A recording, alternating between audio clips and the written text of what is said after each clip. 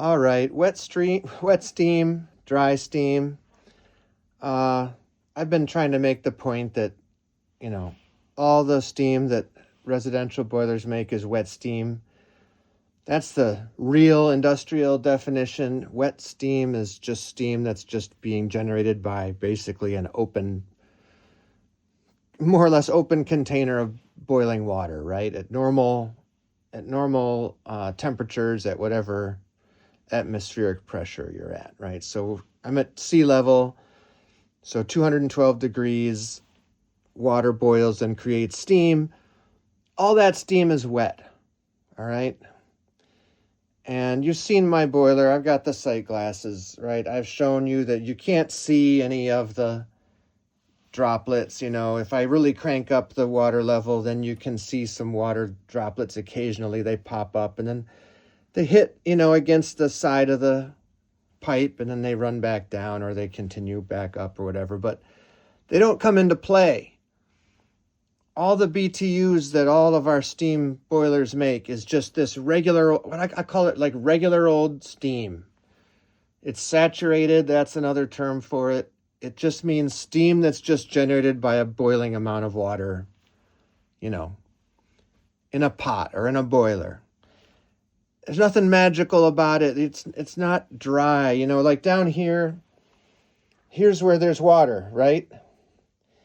And there's boiling happening and the steam comes up, okay? And then the steam, is it wet when it's in the water with boiling water and splashes of water happening? Is that what makes it wet? When it comes up here, it's still wet? Just because it goes around a couple fittings, does it instantly become dry steam? Like, does that make it be dry? Why does it care about these couple fittings and this little bit? Why does it care about those more than it cares just about, the elbow that's here or the many, many feet of main piping that's there? That gives plenty of time for the droplets to fall away and separate from the steam, but no one seems to care about that. It's really weird. So anyway, with this boiler, I try to make my experiments. And first of all, people say, oh, it's a very small boiler, so your experiments don't mean anything. Well, that's kind of a crock because as boilers get bigger, everything else gets bigger too. So you got supply pipes. These are 2-inch. My boiler can handle just a single supply pipe, right? That's all the manufacturer says it needs. But when boilers get bigger, they demand larger sized pipes, larger sized mains, multiple mains. So all the math works out the same for a small boiler versus a large boiler. There's some variation, but it's basically the same. So I discard that argument. This boiler is just as valid as any of them. And then they say, oh, because you have, you made these beautiful drop headers, that's drying out the steam. So that makes your points are not valid because you've got a really good installation here with these drop headers. Well, let's see how it works without the drop headers. Right? What if it just ran from there right up to the main? What would that be like?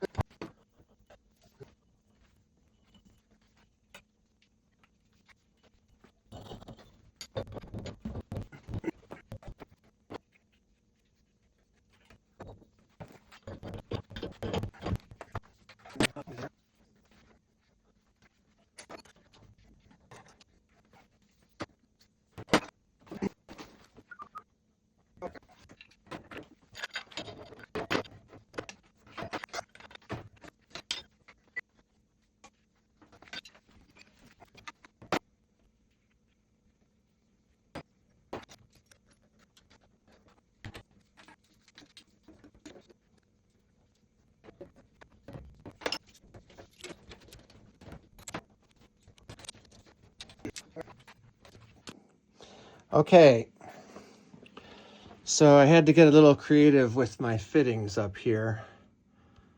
We got a 2-inch coupler, 2-inch to I think 1 1/4 bushing, to a tri-clamp 50 millimeter, down to this guy, which is I think the 1 1/4 inch corrugated stainless steel water heater connector. Back down here to tri-clamp again, and then these tri-clamps are 1 1/4 nominally, and then this down here is only I think that's only 1 inch, so that's going to potentially result in a little bit of higher pressure in the boiler, but it shouldn't be too crazy much more. But let me go turn up the thermostat and let's see how this thing runs. All right, it's just sounding like it's starting to make steam here. You'll notice I have this partial water trap here. That's just the way it turned out. If I cleared things up a little bit with these fittings up here, I could get rid of that, but I kind of didn't mind it. I want to kind of see if it causes much water hammer there when this cools off. I suspect it probably will, but should be interesting anyway. But the main point of this change to my setup here, again, I don't know, it's just to show that I think we're telling people to worry about their piping a little too much, right? Like, their piping's not perfect. Sometimes it's dismal, but steam is pretty flexible. It's squeezable. I showed that when I cranked this, all the way down to 1/2 inch, and that's only then did I get, any actual problems. I had this down to 1 inch piping the whole way up, and it was fine. So the point is, I think we should be worried about water quality a lot more than the piping. All right, because there's a lot of extra conservative engineering in the piping. I hope everyone can believe that after all my videos, or you just haven't watched them, whatever. But we're gonna see if my house can be heated with this 1 1/4 inch to 1 inch, really, between 1 inch and 1 1/4 inch straight shot, except for this outrageous bend here, this S curve, straight shot right up to the main, no header. Oh yeah, let me do this. I forgot this. This will help. No equalizer. That's where the equalizer used to be. Still got my Hartford loop, so everything's good, right? Nothing bad can happen because I have this little area where water has to travel. That should keep everything perfectly safe. No equalizer. I already proved the equalizer doesn't do anything. That's why I have this valve here, because I proved that. So it's been a while since I ran the boiler, I guess. Taking a little bit longer. I'll edit some of this out. But waiting for steam to show up.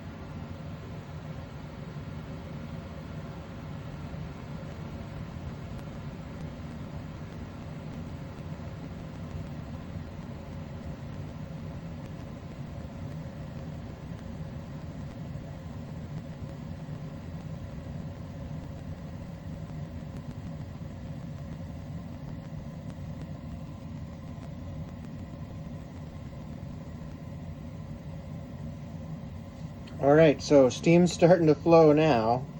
We can see it's pushing this condensate. And I saw this before when I had the constricted piping. This is just condensate that's sort of in stasis here. It's just getting It's getting pushed up by the steam.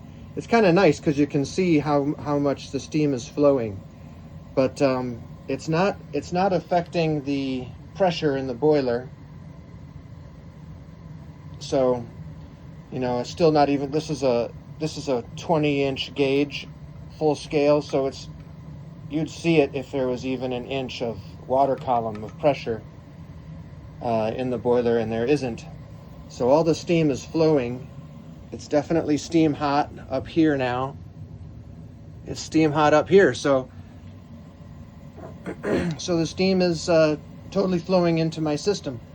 Excuse me. So there you have it. We'll let this run for a little while longer. And if I think of something witty to say, I'll say it. But not too much to say. One thing that's interesting here that I've noticed before, I'll say it again. When the steam's coming up through here, it's evaporating some of this and taking it with it. You may have already noticed there's less liquid here than there was even just a minute ago, because the steam picks it back up and re-evaporates it. It's not really carrying it into my system. You see, it's getting, there's a constriction here. The constriction makes the velocity pretty high there. There may be some pressure issues at play too, where once it gets past the constriction, I don't know, when it's in the constriction, the velocity's higher. That should reduce the pressure. Reducing the pressure makes it want to boil earlier. So when it comes out of that constriction, the pressure might increase enough that some water comes out of the evaporation here. So it's an area of transition is how I think of it, right? There's some pressure and velocity transitions happening in these fittings. But in the end, all you have to really think about is, okay, there's a little water flapping around here. It's no big deal. It's not getting thrown up into the steam, into the rest of the system, right? Just some like water splashes. So again, back to my wet steam versus dry steam thing. I mean, I guess you're going to say this is wet steam, right? Because there's water near it or something. I mean, again, I don't think this is any different than any steam throughout the entire system. The entire system has water next to the steam at all points, right? There's water. There's water. Yeah, it's insulated. Big deal. There's still, these pipes were cold. They get heated up and the steam turns into liquid water here. So all through the system, there's liquid water like this traveling along with the steam. Here, let's go look over at the other side of things. Here's my, here's the end of my main that drips back down to my wet return down there. All right, the water line, the water level of the boiler is somewhere in this range. This is where the mythical A dimension is supposed to be, but it's never there. The water level doesn't rise until I do something really crazy with my boiler. So this, for the record, apparently is not crazy. 1 inch to 1 1/4 inch pipes and fittings going right up to the main. It's not crazy. It is working. It works fine. So let's not tell people they've got to totally repipe their boilers because one of their supplies is coming off the header funny, or because I've got boilers. I've gone to people's houses where I've seen, 2 supply pipes and then the supply comes off the header in between them, right? We know that's bad. But the worst that's happening there is this kind of thing. As long as the water quality is okay, right? If the water's garbage and it's shooting gallons of water up here, which is what happens with real carryover, right? One of the very first videos I ever made with my old boiler showed muddy boiler water getting strewn up into the main right here. So if accept that case, all right? I mean, that's obviously a bad case they got to take care of, but that's a water quality problem. The piping can help that, right? If you have a header and you have some amount of carryover, like I've had in some of my other videos, like where I put oil into my boiler and stuff, The header can clear that water back down the equalizer back into the boiler, yeah, for sure. But you can definitely have a good delivery of steam, wet stream, dry steam, whatever you think this is, okay? It's wet steam. It's wet steam through the whole system, okay? Whatever you call this, though, it's the steam that's getting carried into everybody's radiators, right? Every radiator has got water running out of it with steam running past it. The whole notion of steam picking up water and carrying it with itself into all the way to the vents, or picking up water and doing stuff with it in a slug of water, all that stuff is mythology. All right? The end of my main, the water is just dripping and running. Look, it's just covering the sides of the pipes. Right? It's more than a trickle, but it's far less than a torrent. All right? So, I don't know. Is that making any sense to anybody? People just keep saying weird things on the forum about water getting picked up by the steam and this and that. Now, yeah, if you've got a pitch problem like this, and I can't wait till I shut off the boiler and let this cool off and we see if we get any hammer here. But if you got stuff like this in your supply pipes, then yeah, that's not great. My CycloGuard kicked on, so we'll get to see this relax here. But this kind of pitch problem is not great. Yeah, you've got to get that fixed. But other than that, you know, if someone's got like a little bit too small of a pipe, a 2-inch instead of a 2.5, or if they have a single 2.5 instead of two 2-inch pipes or something like that, you know, we gotta chill out. They don't need to have everything repiped all the time. It's just the water quality. When the water is good, the steam is coming up and everything's happy, right? That's my take on it. So I'll come back. I guess, I don't know, I'll do a different video probably when I deal with this, so I don't have to confuse this scenario more. But I do want to see what this thing does when this water, because right now there's water here. I think. Should be. We'll see what happens when that gets cooled off, and in fact, I'll just turn off the boiler right now. We'll see what happens when this gets cooled off. That won't take just a few minutes to cool off, and I'll make a different video. But the point of this video is, even with garbage piping, the steam flows, all right? The steam flows. It doesn't pick up, it's not picking up any water from the boiler. I did all those experiments already. Now here it is finally, no header, no equalizer. The steam just works. So, I don't know. I'll be able to use this video to reference when someone has a question about something, probably. And then people who didn't watch my video can argue with me about it. All right, later.